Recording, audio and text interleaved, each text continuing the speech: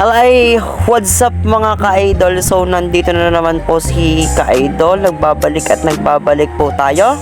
It's me, Hikaru Official TV. And kung bago ka lang sa aking YouTube channel, please subscribe, like, and share, and press the bell button. So, yun na nga ho.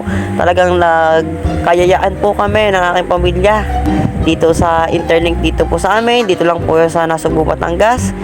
Yun, talagang sobrang init. Talagang kami po ay magsiswimming ho ngayon. At yun nga ho mga ka-idol, ay talagang samahan nyo po kami kung gaano po kaganda dito po sa internet. Yun. At ayun nga po ang tanawin po din eh. So makikita nyo ho ang mga bangka, ay talagang dito po kami sasakay mamaya, papunta po sa kabila. Yun, yan, nagsasakayan po kami. Ang mga betta fish. At syempre hindi ho mawawala ang aking pinakamalupit, pinakapoging tito, yan.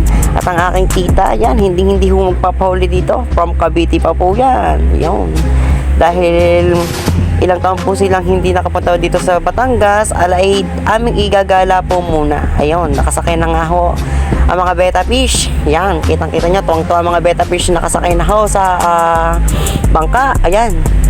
O yan, si kuya, sige lang. Hindi mo yata kami kaya. O diba tamang-tawa? Sige, enjoy lang kayo guys. Sige, TikTok lang guys. O yun nga ho, nakaharap nga ho kami ng sa may ilalim ng bato. Doon ho kami pumunta. At talagang wala pa pong cottage.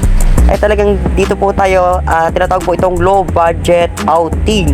So yun, masaya naman po. Mas maganda po dito sa may kabilang part. Samahan nyo po ako dito mga ka-idol.